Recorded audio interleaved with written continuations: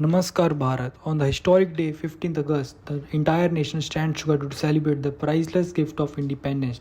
78 years ago, in 1947, at the stroke of midnight, the skies of India lit by the colors of freedom. Pandit Jawaharlal Nehru voice echoed in the parliament at the stroke of the midnight hour. When the world sleeps, India will awake to the life and freedom. The Union Jack was lowered and our tricolor rose high, symbolizing the victory of courage, unity, and sacrifice.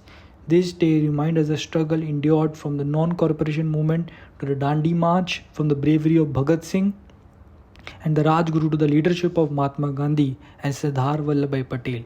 Every protest, every slogan, every sacrifice was a step towards this movement of liberation. Independence Day is not just a date in the history, it is a reminder of the values we must protect: freedom of thought, equality for all, and unity in diversity. At Tetra Edtech, we believe the best way to honor our freedom fighters is through education and innovations. Education was the dream of leaders like B.R. Ambedkar, who saw knowledge as a part to the empowerment.